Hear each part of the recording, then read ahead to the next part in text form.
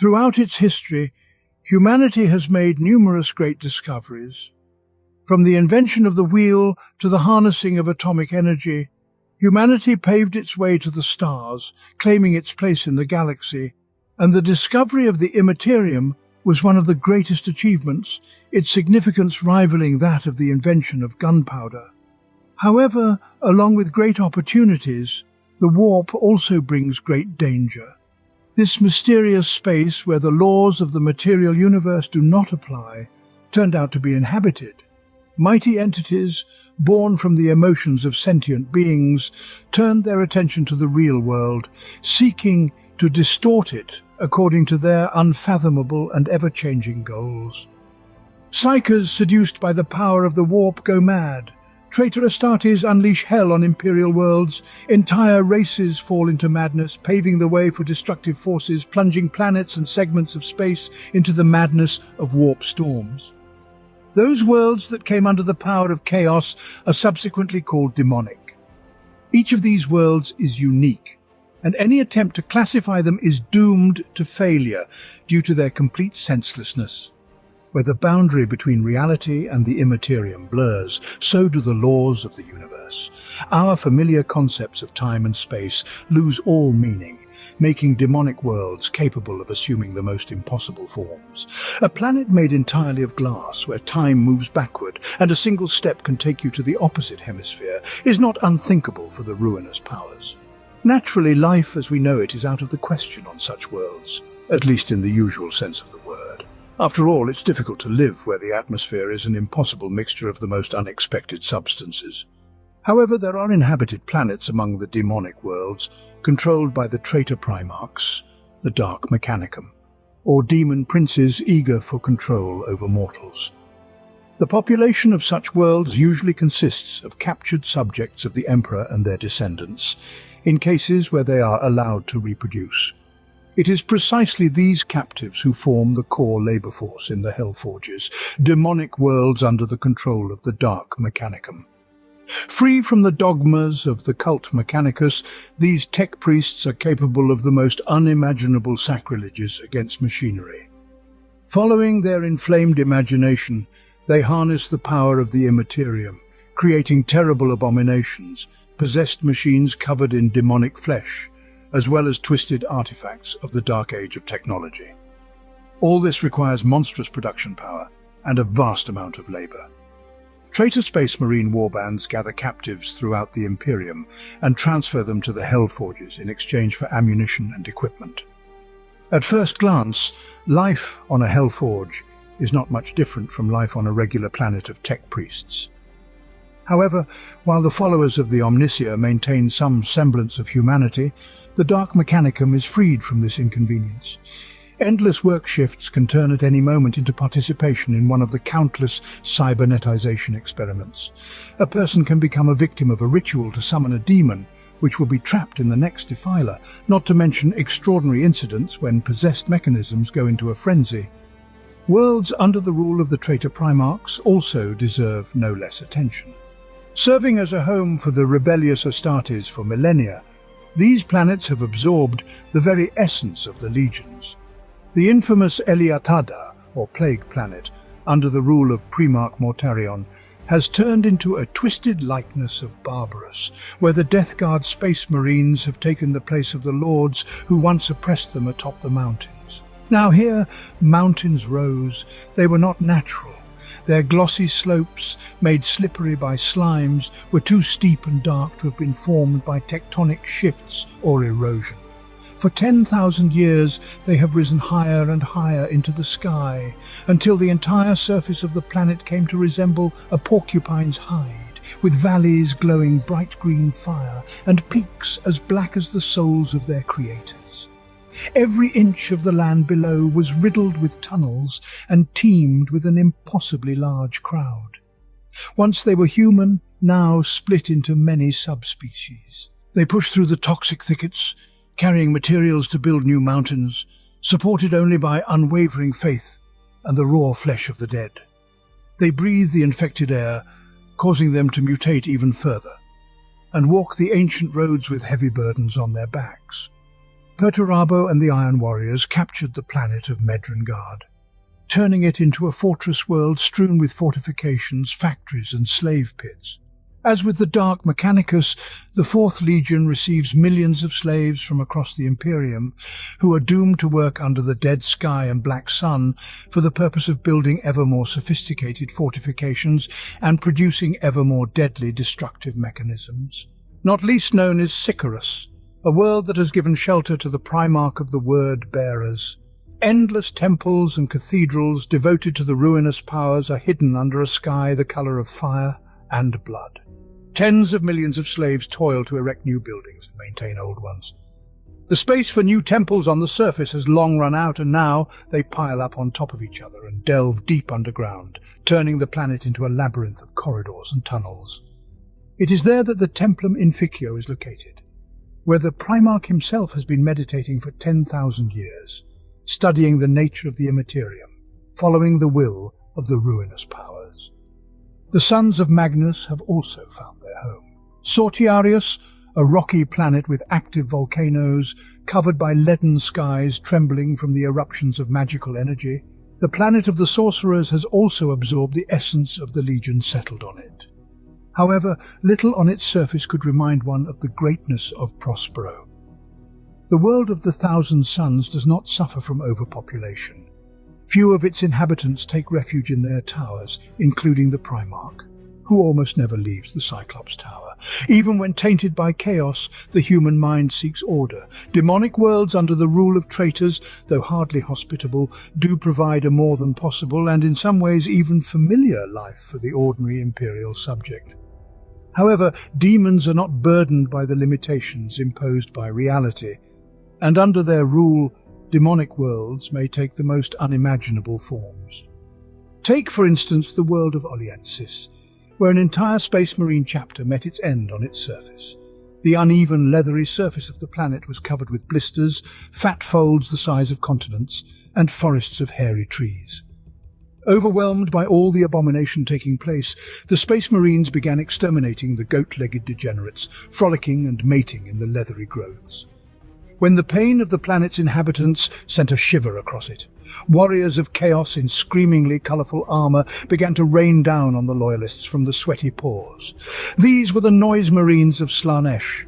The Astartes took a defensive stance and stubbornly fought off the cries and howls of sonic weapons. But new enemies took the place of the slain, ejected by the planet. Soon Oliensis opened its blurred eyes, and with a twitch of its repulsive limb, swept all the carnage into the bottomless abyss of its belly. The planet took the form of a huge living human, with one movement of its hand capable of engulfing an entire order of Astartes. Or consider the world hidden deep within the screaming vortex, ironically named Contrition. This place exists in the form of a demonic city whose structure constantly collapses and is rebuilt as each of the dark gods gains and loses power. It is said that in the city of Contrition, demons adjudicate, whispering to mortals the most exquisite lies they concoct. According to tales, a cacophony of lies from the people of other worlds spreads throughout the demonic capital, and the demons constantly compete with each other in devising even more absurd plans to ensnare the souls of humanity. It is said that mortals who fall for demonic trickery are dragged into Contrition to be imprisoned in dungeons deep within its belly. Even the most warp-touched heretic cannot imagine the fate awaiting such captive souls in the grim underground dungeons. Like any warp storm, the screaming vortex contains within it numerous worlds twisted by the influences of the Immaterium, and on some of them, against all odds, remnants of civilization still remain. The planet Melancholia is perpetually tormented by fierce hail and torrential rains. It seems that its inhabitants exist in eternal suffering. A cruel whim of the warp's inhabitants forces them to live without even the most basic necessities. By some unnatural law on Melancholia, it's impossible to place one stone upon another, so its population will never get a respite from the fierce freezing winds that assail them every minute of their miserable lives. Despite appearances suggesting otherwise, the inhabitants of Melancholia harbour desires that would even make the most shameless follower of the Dark Prince blush. Internally, they seethe with lust and a thirst for bloodshed. However, Their environment constantly dampens this passion, turning their lives into a cold existence of suffering and trials. It is said that to take someone from melancholia and transport them elsewhere is to unleash the beast they have nurtured in their heart their entire life. Such individuals become the most cruel, bloodthirsty, and blasphemous champions of the ruinous powers in all of existence. The world of Aphexis also deserves mention, a dreary realm of grey, semi-dead plains. Its sky knows neither day nor night, and the star around which it orbits never properly rises above the horizon, no matter where an observer might find themselves on its surface. Aphexis is densely populated by beings as sombre as their world. Outwardly devoid of individual character and will, the people of Aphexis lead a half-life, wandering the ashen plains of their planet and barely interacting with one another. Many warlords have tried to impose their will upon bleak Aphexis. However, their efforts seldom paid off. It often happened that people were driven into slavery, forced to labour or fight in the name of new, ruthless masters. It seems that the inhabitants of Aphexis silently accept such twists of fate and care so little for their own lives that they soon incur the wrath of their overseers. Those who have enslaved Aphexians often resort to killing thousands of them in an attempt to make an example that would drive the rest to work harder. Yet, they always find such methods utterly ineffective. Equally interesting is the world named Furia, a realm of black skies over even blacker bottomless oceans. The unusually calm waters are inhabited by creatures that most consider a vile hybrid of beasts and demons. The population clings to life on dilapidated floating boat huts made from the remains of spacecraft. The hellish skies of Furia impassively watch over the perfect sphere of dark waters, floating amidst the raging madness of the screaming vortex. No one knows how deep the planetary waters extend. Attempts to reach the bottom have been made over the centuries, all ending in failure, leading many inhabitants of Fury to believe that the global ocean is simply boundless. Stories are often told of a starship that crashed and sank, but its surviving distress beacon continued to send a signal for years, growing weaker over time. According to its last transmission, the ship had sunk so deep into the bottomless abyss that it would have emerged on the other side of the planet, had it not failed to even approach the bottom. The inhabitants of Furia, like on the edge of a knife, exist on the brink of oblivion, fighting for survival against the horrific Leviathan demons that without warning rise from the calm, glass-like seas and drag entire floating cities to their doom. Thousands of tentacles covered in suckers rise from the water, while sharp diamond-like beaks bite and tear. Only those among the floating communities who have managed to find and bring long-range weapons into working order have a chance of surviving such an attack. They use rusty heavy stabbers and lascannons to keep the creatures at bay for at least one more day. The concept of surprise is meaningless in relation to demonic worlds. After all, when there are no limits, it is foolish to be surprised by the impossible. Yet even under such circumstances, chaos can still surprise. Magog, a former imperial agri-world in the Segmentum Ultima. Under the influence of the Immaterium, it has turned into a distorted parody of itself. Rivers that once supplied water to settlements and fields are now filled with blood, and plants have mutated into predators, often devouring those who tend to them. The planet's landscape is more unstable, and mountains that towered in the east yesterday can suddenly sink into the ground, only to appear in the north the next day.